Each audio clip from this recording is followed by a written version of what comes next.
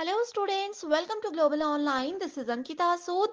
Paper one के final preparation के लिए full syllabus most important and expected questions की सीरीज आज मैं आपके लिए लेकर आई हूँ। ये सवाल स्टूडेंट्स अपकमिंग एग्जामिनेशन में एज इट इज जरूर पूछे जा सकते हैं, इसीलिए हर एक क्वेश्चन के आंसर के साथ मैं आपको इंपॉर्टेंट एक्सप्लेनेशन और ट्रिक्स बताऊंगी ताकि बहुत इजीली आप सभी करेक्ट आंसर्स को आइडेंटिफाई कर सकें। स्टूडेंट्स, पेपर वन में आप सबको हेल्प करने के लिए एक कंप्लीट कोर्स में लेकर आई हूँ, जिसमें अगले 30 दिन के अंदर आपको रोज 2 से 3 लाइव लेक्चर्स के साथ पेपर से पहले 100% सिलेबस तो कवर करवाया ही जाएगा। साथ ही आपके रिवीजन के लिए full syllabus MCQs and PYQs भी दिए जाएंगे, जिसमें कि आपको कुछ ऐसे ट्रिक्स बताऊंगी जिससे इजीली करेक्ट आंसर को पेपर में आइडेंटिफाई किया जा सकता है। फाइनल प्रिपरेशन के लिए अपडेटेड मॉक टेस्ट है and 5000 plus MCQ question bank है, जो कि एक्सप्लेनेशन के साथ आपको मिलेगा। एंड यकीन रखिए कि इसमें से एज इट इज सवाल पेपर में आपको देखने को मिल सकते हैं। लिमिटेड पीरियड के लिए ये डिस्काउंट आपको दिया जा रहा है। इसके लिए आपको गिवन नंबर्स पर व्हाट्सएप के थ्रू कॉल या मैसेज करके पूरी जानकारी लेनी है। साथ ही स्टूडेंट्स, फ्री वीडियोस और मॉक टेस्ट के लिए ग्लोबल ऑनलाइन ऐप को डाउनलोड कीजिए। स्टोर सेक्शन पर सर्च बार में आपको लिखना है कोर्स का नाम। कंटेंट पर जाते ही आप देखोगे कि यूनिट वाइज फोल्डर्स हैं, जिससे कि आप कभी भी किसी भी यूनिट से अपनी रिवीजन को स्टार्ट कर सकते हो। आपके स्टेट के अलावा अदर स्टेट्स के पीवाईक्यूज भी हम आपको देते हैं प्रैक्टिस के लिए, ताकि आपको अपकमिंग एग्जामिनेशन के लिए एक आइडिया मिल जाए कि किस लेवल के सवाल पूछे जा रहे हैं। तो ये एक ऐसा कोर्स है जो डेफिनेटली स्टूडेंट्स आपको एग्जाम क्वालिफाई करने में हेल्प करेगा। सो फर्स्ट क्वेश्चन है, geometry in ancient India was discussed in what? So देखिए, प्राचीन भारत में ज्योमेट्री के बारे में कहाँ पर डिस्कस किया गया था? ऑप्शंस है अर्थशास्त्र, चरक संहिता, सल्वसूत्र या फिर सुश्रुत संहिता। सो ये बहुत इंपॉर्टेंट क्वेश्चन है एंड इसका जो आंसर है वो रहेगा सल्वसूत्रा। जब भी हम ज्योमेट्री के बारे में बात करते हैं तो आपको समझ आना चाहिए कि सल्वसूत्रा में ही इसके बारे में सब कुछ लिखा गया है। एंड ये कौन से पीरियड की बात है? ये आपके वैदिक पीरियड की ही बात है। ओके। इसके अलावा अर्थशास्त्र के बारे में जब भी हम बात करते हैं तो आपके दिमाग में क्या आना चाहिए कि कौटिल्य जो है वो ऑथर थे अर्थशास्त्र के। तो अर्थशास्त्र से कभी भी क्वेश्चन आता है तो सिर्फ यही आता है। अगला है चरक संहिता। सो चरक संहिता आयुर्वेदा से रिलेटेड एक ओल्डेस्ट ट्रीटी है, जिसमें एंशियंट मेडिकल साइंस और आयुर्वेदा के बारे में काफी ज्यादा जानकारी मिल जाती है। एंड फोर्थ ऑप्शन है सुश्रुत संहिता। सो ये क्या होता है? सुश्रुत संहिता, चरक संहिता जो है ये कहीं ना कहीं एक दूसरे से जुड़े हुए होते हैं। सुश्रुत संहिता मेडिकल ट्रीटी का एक बहुत जाना माना नाम है, जिसको कि हम फादर ऑफ सर्जरी भी कह सकते हैं। ओके। सुश्रुत को फादर ऑफ सर्जरी कहा जाता था एंड उसी के नाम पर ये बना हुआ है। अगला क्वेश्चन है, there are major types of hetvabhasa, the correct number in the blanks is what? So देखिए, इसमें कहा है कि हेत्वाभ्यास के कितने टाइप्स होते हैं, सिर्फ इतना सा सवाल ये पूछा गया है। हेत्वाभ्यास के टोटल होते हैं 5 प्रकार। एग्जाम में इन 5 प्रकार के नाम भी जरूर पूछे जा सकते हैं, तो नोट जरूर कर लीजिएगा।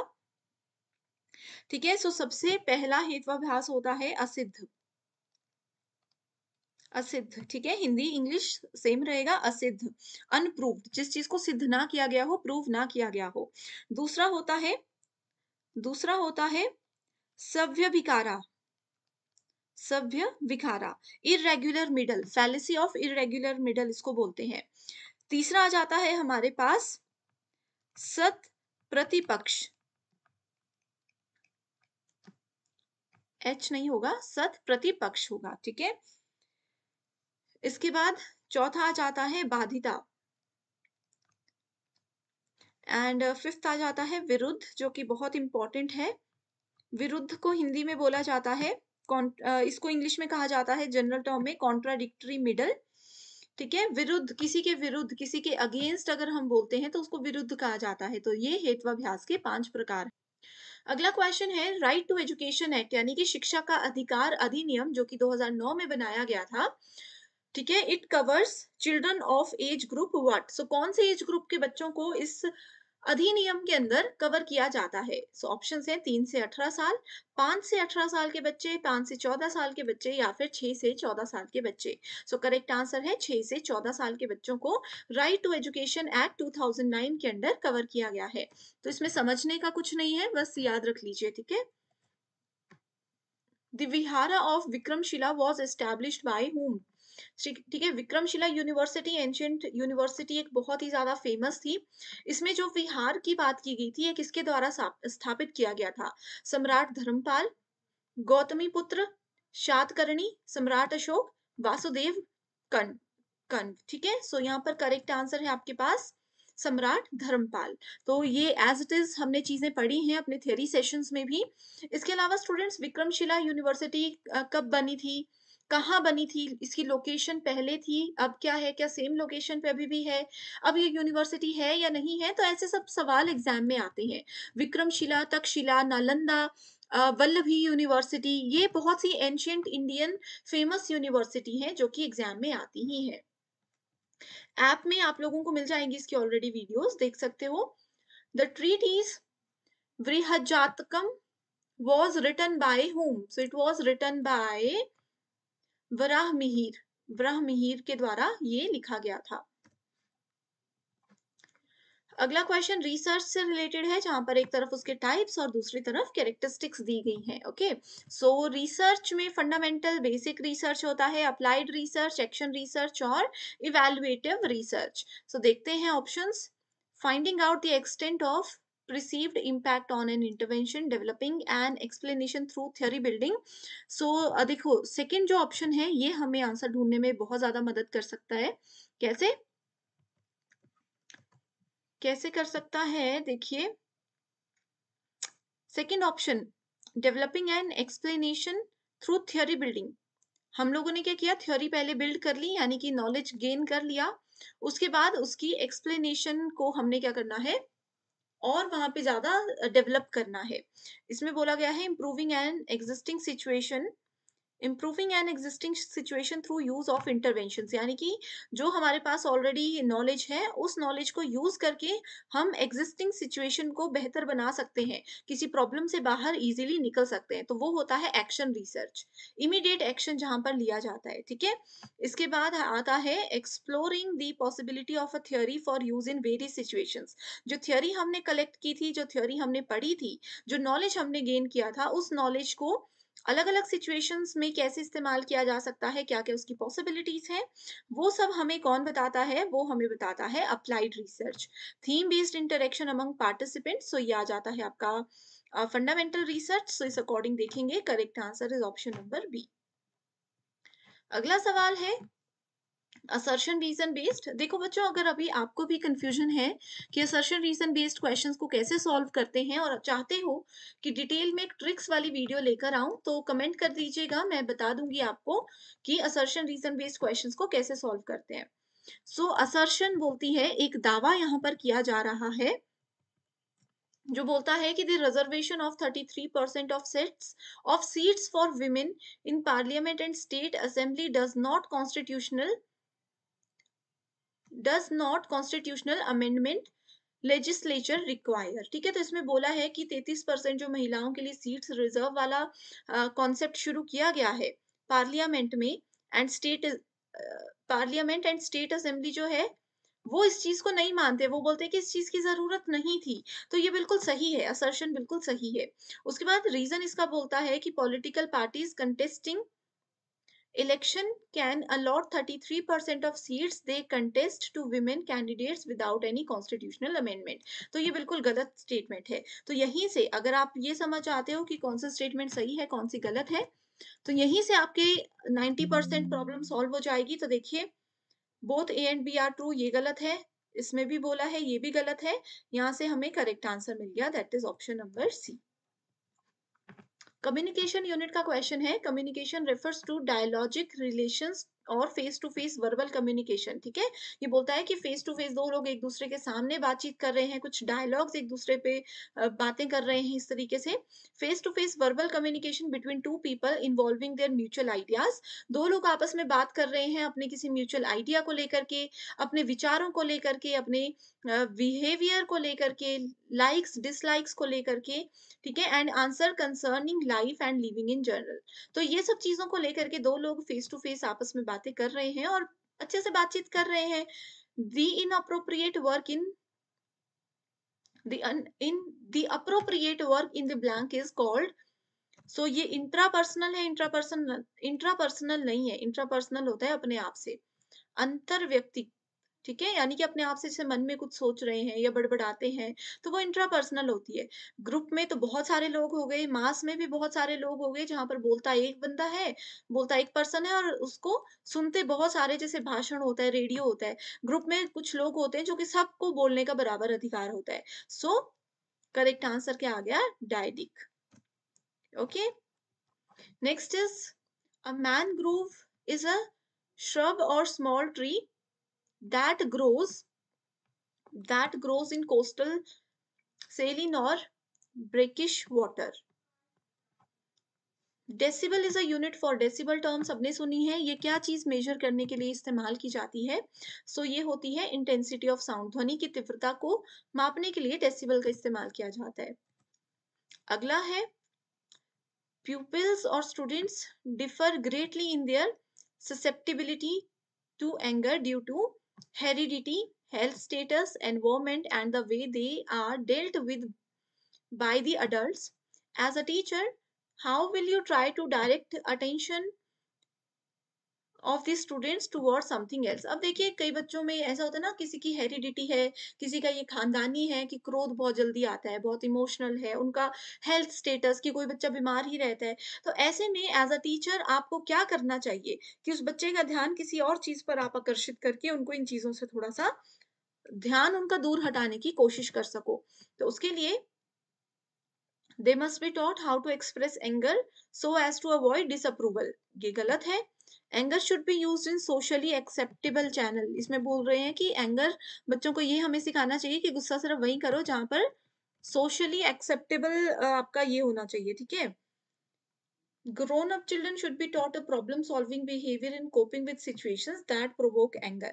All of the above। So यहाँ पर करेक्ट आंसर होगा ऑप्शन नंबर 3, ठीक है? जो बढ़ते बच्चे हैं उनको बताना चाहिए, उनको ये सिखाना चाहिए कि कैसे आप अपने गुस्से को कंट्रोल कर सकते हो, कैसे सिचुएशन, गुस्से पे कंट्रोल अगर नहीं हो रहा तो सिचुएशन से कैसे बाहर निकलना है ये भी बताया जा सकता है। So correct answer option number D नहीं होगा, ऑप्शन नंबर सी होगा। Okay, next is Indian Institute of Science, Indian Association for the Cultivation of Science, Bhandarkar oriental research institution या institute central of Himalayan cultural study. ये थोड़े से tough questions की category में आ जाते हैं क्योंकि इसमें हम एक्सपेक्ट नहीं कर सकते कि क्या क्वेश्चन आएंगे, ठीक है? ये नाम है, आपको बस बताना है कौन सा इंस्टीट्यूट किस जगह पर है, तो इसको आप डायरेक्टली याद रख लीजिए। जो इस वीडियो का पार्ट 1 था वहां भी हमने कुछ ऐसा ही क्वेश्चन पढ़ा है ना? सो आप देख सकते हो कि किस प्रकार के क्वेश्चंस एग्जाम में आते हैं। अगला है a statistical measure based upon the entire population is called parameter while measure based upon a sample is known as statistic. ये रिसर्च एप्टीट्यूड में सैम्पलिंग से रिलेटेड क्वेश्चन है, सैम्पलिंग पैरामीटर से क्वेश्चन है ये, ठीक है? Name the project which has connected all the police stations.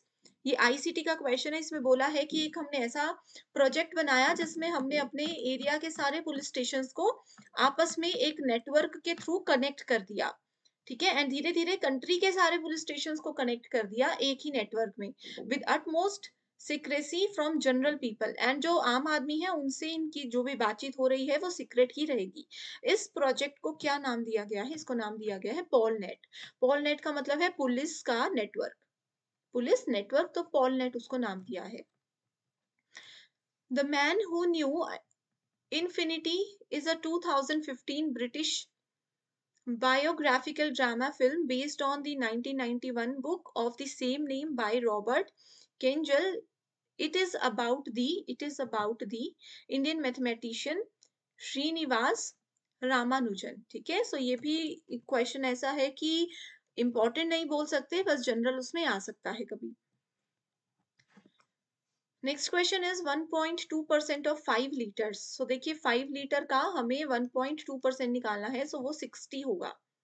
Okay, अब देखिए यहाँ पर एक चीज ध्यान रखना, थोड़ा सा जो मैथ्स के क्वेश्चंस आएंगे वो मैं फटाफट से बताती हूँ आपको।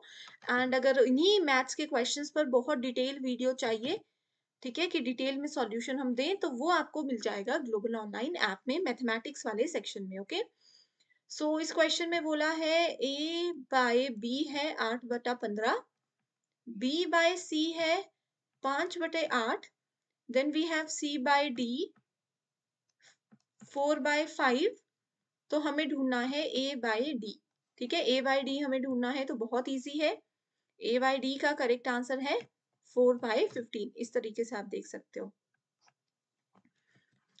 A man sold 2 items eight 5,000, एक आदमी ने 2 चीजें 5,000 में बेची। एक सॉरी 50,000 हो गया, 5,000 में एक पर्सन ने 2 चीजें बेची, आइटम ए भी 5,000 में, आइटम बी भी 5,000 में। एक में उसको 20% का फायदा हुआ और एक में उनको 20% का नुकसान हुआ। तो बताइए कि कितने परसेंट का नुकसान हुआ, कितने परसेंट का प्रॉफिट हुआ। ठीक है, मतलब ज्यादा क्या हुआ, प्रॉफिट हुआ ज्यादा या नुकसान हुआ ज्यादा। अब ऐसे क्वेश्चंस में देखिए क्या होता है, अगर सेम लॉस सेम प्रॉफिट बताया गया हो किसी सेम वैल्यू पर, तो आप उसको डायरेक्टली लिख सकते हो। आपने क्या करना है, 20 इंटू 20 डिवाइडेड बाई 100, 4% इसका डायरेक्ट आप निकाल सकते हो। इसके लिए लॉन्ग मेथड भी है, जहां पर देखिए ये है फॉर्मूला जो कि आपको इस्तेमाल करना है। ठीक है, इसका स्क्रीनशॉट ले लीजिए और इसको आप पढ़ सकते हो, कुछ भी नहीं है। देखिए 5,000 पे 20% प्रॉफिट में बोला है, ये 20% लॉस अगर 5,000 का होगा तो ये वैल्यूज आ गई। कॉस्ट प्राइस निकाला है, सेलिंग प्राइस निकाला है दोनों आइटम्स का। ठीक है, ओवरऑल लॉस कितना हुआ वो निकाला है, तो 4% का हो गया। Following incomplete sequence. ओके, सो यहाँ पर देखिए एक इनकम्प्लीट सीक्वेंस दिया है, ये 4, 16, 36 एंड 64। अगला नंबर जो क्वेश्चन मार्क बना होता है वो नंबर हमें ढूंढना है। सो नंबर होगा 100। कैसे, हमें क्या करना है, इनके बीच में जो भी वैल्यूज गिवन होती है इनके बीच में कॉमन रिलेशनशिप ढूंढना है। सो उसके लिए आप ये देख सकते हो, 4 को देखेंगे 2 का स्क्वायर, 16 इज 4 का स्क्वायर, 6 का स्क्वायर, 8 का स्क्वायर, 10 का स्क्वायर, 12 का स्क्वायर, इस तरीके से करते चलोगे तो वैल्यूज आपकी आती जाएंगी। तो 64 की अगली वैल्यू पूछी थी, that is 100। The simple interest on 6,000 for the period of 4th February 2022 से लेकर के 17th April 2022 तक 12.5 पर एनम का इंटरेस्ट था। ठीक है, तो इसमें हमें सिंपल इंटरेस्ट ढूंढना है, दैट इज 150 रुपीज। अगला सवाल है, एक टेबल आपके पास दिया गया है जिसमें कि क्लास 5th से लेकर के क्लास 10th तक के नंबर ऑफ बॉयज और गर्ल्स दिए हैं जो कि पास हो चुके हैं। ठीक है, अब सवाल है पहला, in which class is the difference between results of boys and girls are maximum. ठीक है, सो मैक्सिमम कैसे निकालना है, यहाँ पर देखिए डिफरेंस है 20, यहाँ पर है 10, यहाँ पर है आपके पास 20, हियर वी हैव 30, 10 का डिफरेंस है, यहाँ पर भी 10 का डिफरेंस है, तो मैक्सिमम किस में है, क्लास 8th में है। सो आप आंसर देख सकते हो क्लास 8। अगला सवाल है, in which class is the result of boys less than average result of girls. इसमें आपको क्या करना है, बॉयज का सारा जोड़ना है, गर्ल्स का सारा जोड़ना है, फिर देखना है कि किस में ज्यादा वैल्यूज आ रही हैं, तो वो आंसर होगा आपका 7th क्लास में। ठीक है, अगला है, in which pair of classes are the results of girls and boys in inverse ratio. So इसका आंसर होगा ये इनवर्स रेशो, मतलब मान लीजिए गर्ल्स एंड बॉयज बोला है, तो गर्ल्स में आपका ये क्लास है और बॉयज में ये क्लास है। ठीक है, इस टेबल को बना लीजिए। इनवर्स में आपको ये देखना है, जैसे मान लीजिए कि इस वाले सेक्शन में रेशो क्या निकल रहा है, बॉय ज्यादा है, 8/6 का रेशो है। ठीक है, तो ऐसे आप लोगों को क्या करना है, चीजें वैल्यूज इसकी निकालनी है। जैसे कि मैंने बताया है, इन्हीं मैथ्स के क्वेश्चंस पर डिटेल्ड वीडियो ऑलरेडी अवेलेबल है, उसको फॉलो कर लीजिएगा। अगला सवाल है आपका, देखिए अगले जो क्वेश्चंस हैं वो आपके इस पैराग्राफ के बेस पर रहेंगे। इस वीडियो को पॉज़ कर लीजिए, स्क्रीनशॉट ले लीजिए इसका और फिर अगले क्वेश्चन पर जाइए। मैं डायरेक्टली आपको आंसर्स बताती हूँ, कोशिश कीजिएगा कि पैराग्राफ को खुद से सॉल्व करें।